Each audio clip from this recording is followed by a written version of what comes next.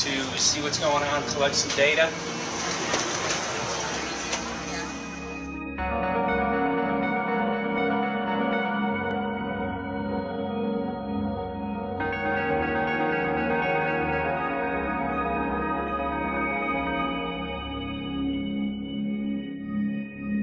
We thank you for having fun with us. Hope you enjoyed the trip.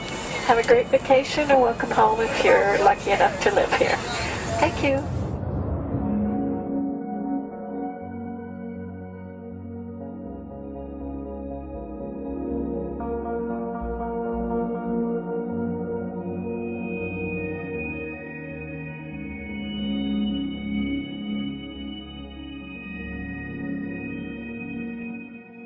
The whole valley's off the grid, so it's either solar, wind, or generators. Look at this, man. Yeah, the mind can't even conceive of a dream of this. Right. Yeah, right. Even coming here, and one would never think, you know, in paradise that it's getting destroyed. And they're doing it island style. They do it off the island, right? They do it off the island, so they don't, you know, you don't see the chemtrail airplane. The theory is that they're spraying The ocean, offshore, and It's coming in on the... and it's coming in. Now these are coming from the west. They're also spraying on both sides today. A lot of this stuff is actually chemtrails coming this direction. There's material that's blocking. We should be able to see to the horizon, you know, where the Earth curves, because we're high enough and we have the ocean, right? So we should be able to see. We should be able to see the Big Island. It's only 30 miles away.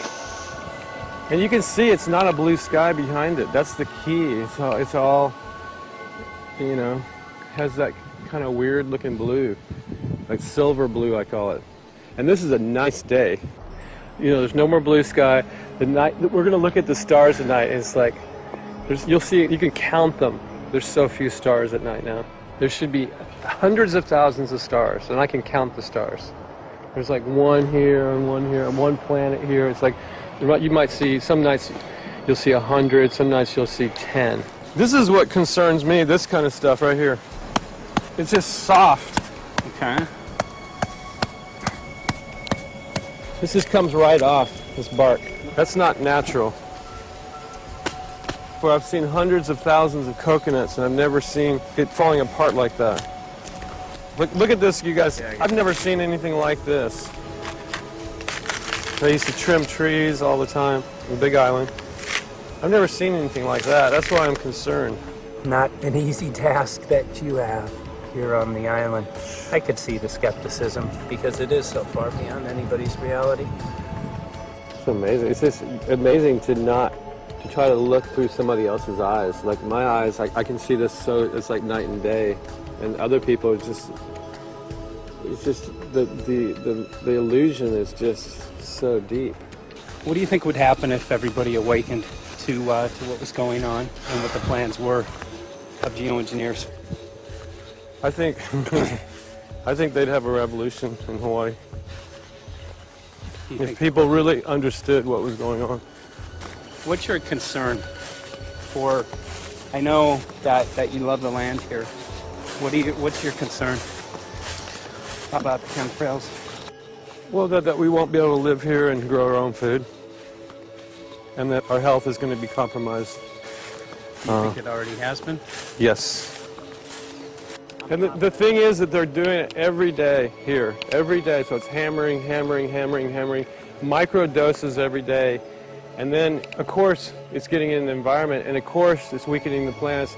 And it takes a couple years for this to actually weaken the plant. So we are asking for GMO taro. We're asking for GMO papaya because we can't grow our natural seeds. We can't be sustainable. We can't truly, you know, be here as God created us to be. So my friend convinced me to do a hair analysis on my daughter. So we went ahead and cut close to her scalp and got some really recently grown hair and sent it in. I was just sure that my daughter's hair was going to be so clean with the lifestyle that we live. And lo and behold, it came back and her levels were really high in aluminum. This is the chart here. This is the reference range, and this is where my daughter is. 23.1 aluminum, The skies are covered with a white mist, and I look up at night anymore and I don't see the deep, dense stars that I used to, and I can't help but think this obviously has something to do with my daughter's health. I don't know where else these heavy metals are coming from. Yeah, I mean, look how old she is. Yeah. She's been isolated here. Here, and she's... Here. Anybody looking at the situation would be like, this is paradise. This child should be like superhuman. Organic foam. And here you are getting all this heavy metal stuff. And She has highest level aluminum on the chart. Never had a vaccine either. Folks, these people are playing God. They are playing God. They're manipulating the weather, and they're spraying stuff into the sky. They are trying to geoengineer everything, including your plants and trees and your ocean. Well, tonight, we're just hoping that instead of not looking at it, you start looking into it, because I really believe from the bottom of my heart that we are in a real crisis. I really do. They are proposing dumping 10 to 20 million tons of aluminum into the upper atmosphere. What does aluminum do? It changes the pH of soils, which is toxic to plant life. Also, it's very toxic to human health. Are they doing it? Well, let me tell you about my experience and what we found. We have much evidence that not only suggests, but I believe prove that they are happening. Jeff, what's going on? And as I promised, we're joined right now by a very special guest, Michael J. Murphy, currently on location in Hawaii. He's working on a documentary film called What in the World Are They Spraying? Michael, welcome to the program. Great to speak with you today.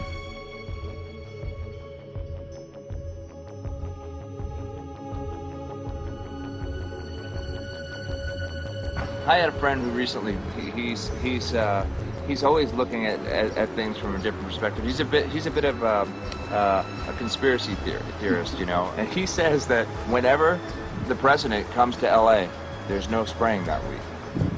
Could you have a better place for an interview? I mean, look. Well, this is being done over our farms and over our things. So basically, they want to eliminate our ability to eat organic food, have clean water. So in some ways, it sounds to me like, and you know, again, it's just a projection, but it sounds to me like this is control. How do we control the masses? Yeah. How can aluminum be good for you in any? And what was the second chemical you mentioned? It's barium. Barium aluminum. Obviously, those are toxic to everything. To human health. To human health, to farms, to animals, to everything. 61,000 parts per billion. And there should be a government alert at 1,000? At 1,000, people are drinking this. People that climb the mountain, they're drinking that snow. It's poison. Oh my God, that's so disgusting. So that's 60,000 times above regulation. Exactly. 60,000 times above regulation. And I've talked to friends, and they're like, well, that's just ice. That's just condensation. And I'm like, you can talk to a second grader. Ice doesn't float in the sky and spread out that way, you know? You're not an expert, but you're a concerned citizen who said, wait a second. Who's actually doing the research. Yeah, you're doing the research, and that's what we need to do as Americans and say, you know what, I want to know what's going on. I want to know what the FDA is doing to my food. I want to know what the government's doing with my air, my water, and the soil. And, you know, it's just great what you're doing, and I just, my kudos to you for bringing light to this subject. Put all of the theories aside, just what geoengineers are proposing and what's being found is scary enough. So we can just address that. And I encourage more people to just step up and ask questions and do what he's doing. So thank you, Michael, very, very much. Aerosol spraying aluminum affects everywhere, and we have a beautiful tropical climate which I believe might be in jeopardy. So we wanted to not only come and bring the message of what people were finding around the world, but encourage people to test for the aluminum, strontium, barium. Essentially, I think it was an effective trip. I saw a lot of people here in Hawaii, in Maui, awake and not only curious, but willing to look into this deeper, and that's my only hope. This is one of the boldest moves, I think, from Ed Griffin yet. This is the taboo topic that nobody's supposed to talk about, and that is aerosol spraying. Now, we've got tons of documented proof of errant aerosol spraying. It just blows my mind that the whole essence of humanity has always been to look up into the sky and ask why. Though there are no limitations, there's endless space, an endless universe. Now, in the 21st century, we're not allowed to do that. Anyone who looks up and sees the giant grids and the X's in the sky that weren't part of our existence until just a decade or two ago is somehow called a kook. And the people that are the best and biggest proponents for the revolution and for liberty, they don't want you to talk about it because you could discredit them. It seems to be an industry that's being built up to milk the taxpayers by undergoing some kind of a giant global spraying program to make all kinds of money on the project. And they don't seem to care really what effect it has. They're not trying to experiment to see if humans can survive it or anything like that. They just want to get this stuff up. And then we discover, as we're going further down the line, that there are companies generating genetically modified organisms, seeds, modified seed crops they're being engineered to resist the aluminum in the soil. And a lot of crops won't grow in that. And so now, after they've messed up the soil, all the farmers were going to have to go back and buy seeds that have been genetically engineered to resist the aluminum that have been put into the soil. And all of a sudden, mankind is completely dependent upon these companies like Monsanto and other giant agricultural firms. You can't even grow natural seeds anymore. And we're looking at that. It's a shocking thing. I hope we don't find that that's true. But all the arrows right now are pointing in that direction. We get into cost-benefit analysis here because there's also HAARP could be involved in this. Geoengineering, as you guys mentioned, which is documented heavily in Dennis Kucinich's bill, that is the Space Preservation Act, which, by the way, I don't think got through Congress. And then Kay Bailout, as we call her here, Kay Bailey Hutchinson, also put together some legislation in order to qualify geoengineering, which, again, is supposed to save us all from global warming. But it is cost-benefit analysis because they can benefit on so many different levels. Ed, that's how they do everything, isn't it? That's right. And, you know, there's an old adage, if you just follow the dollar, follow the buck, you get to the source of the problem. And it looks to me like there's a tremendously profitable industry being built up right now around this concept of geoengineering or weather modification or reducing global warming and all of these other things that can be sold fairly easily to an unsuspecting public. They all say, oh, well, that's good. We don't want global warming, you know. And so they put up with this, and they don't question, they don't criticize. But behind the scenes, you see a whole industry being built up, which is, as I say, tremendously profitable. And the money for all of that is coming from the taxpayers. And it's a scam is basically what it is. We're just focusing on the one area that is real easy to prove. There's no speculation in the area that we're going into. They definitely are doing this geoengineering. They definitely are talking about it. They're working up formulas for it. They're putting together strategies for it. They've got funding for it. Everything is in place. We don't even have to go into those other areas to make the case. Okay, let them believe that, but at least they must understand that there's no question that they're talking about it and planning to do it. And so shouldn't they be equally alarmed about what they're going to do if it can be shown that barium and aluminum and some of these other toxic metals are very destructive to the planet and destructive to human health? Isn't that enough?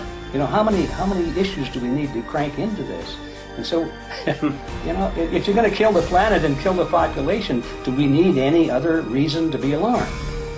What in the world are they spraying? Thank God people are asking this question. That's all we want. We just want to be able to ask these questions. Our good friend G. Edward Griffin, all these years, Mike Murphy and Paul Wittenberg are doing this great effort with your help. This is a community effort to get people real information. What in the world are they spraying? Any final quick comments before we're out of time? And my only final thought is that we asked the question, what in the world are they spraying? And we now know what it is. And folks, you're not going to like it.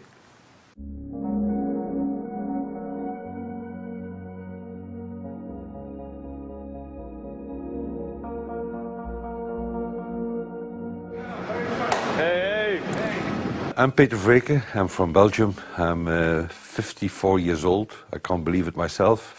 I'm a very happy and grateful person.